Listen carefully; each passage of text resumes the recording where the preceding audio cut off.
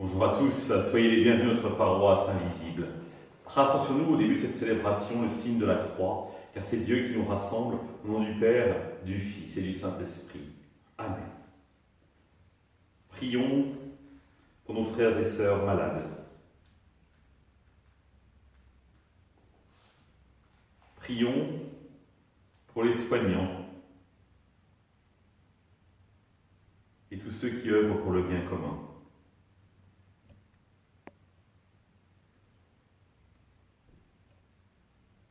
Prions pour tous ceux qui souffrent de la solitude, de l'angoisse. Que l'Esprit Saint vienne les visiter.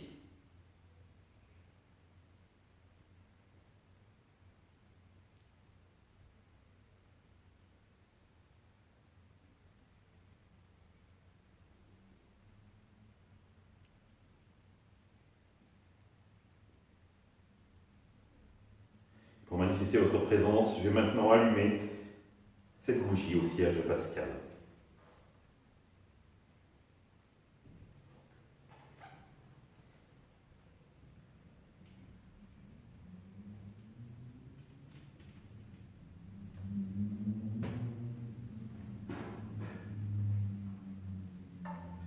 Dans l'évangile de Matthieu, Jésus disait à ses disciples : « Vous avez appris qu'il a été dit œil pour œil, dent pour dent.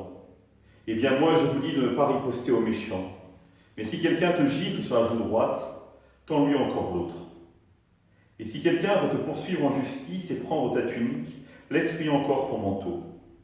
Et si quelqu'un te réquisitionne pour faire 1000 pas, fais-en 2000 avec lui. À qui te demande, donne. À qui veut t'emprunter, ne tourne pas le dos. » Acclamons la parole de Dieu. Louange à toi, Seigneur Jésus. Dieu est vraiment génial, il faut le dire. Imaginez qu'il vous dise tout de go à l'homme, dès l'époque de Moïse, tu aimeras ton prochain comme toi-même. Impossible! À l'époque de Moïse, Dieu dit à l'homme « œil pour œil, dent pour dent ». C'est tiré du livre de l'Exode. C'est-à-dire, tu ne feras pas plus de mal à l'autre qu'il ne t'en a fait. Et c'est déjà un progrès par rapport à l'époque de Moïse. Et progressivement, Dieu, dans son projet, va amener l'homme à la sainteté. Et la sainteté véritable, c'est Dieu qui nous la révèle.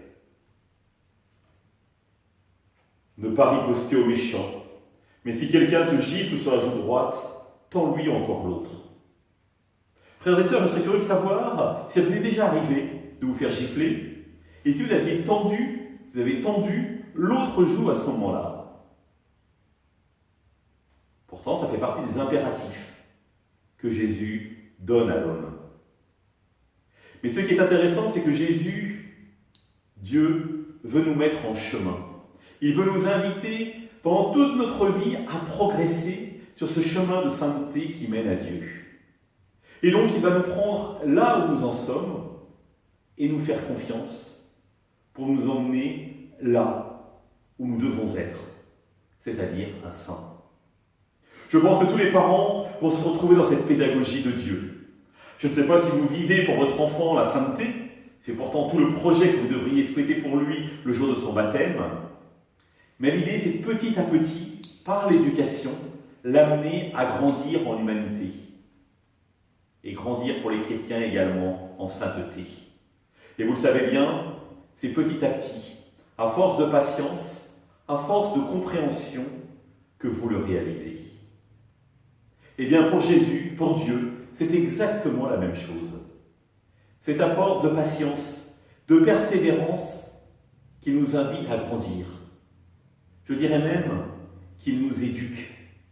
Éduquer, étymologiquement, vous le savez, ex ducere, donc c'est-à-dire conduire hors d'eux. Et là, en l'occurrence, conduire hors de l'âge infantile, quand des parents éduquent un enfant pour qu'il devienne un adulte plein et entier. Pour Dieu, c'est exactement la même chose. Il veut que nous soyons des adultes l'homme véritable à l'image et à la ressemblance de son Fils. Et pour cela, il va nous éduquer avec patience, lentement, pour nous montrer le chemin. Alors, saurons-nous écouter sa voix patiemment et progresser avec lui sur ce chemin de bonheur.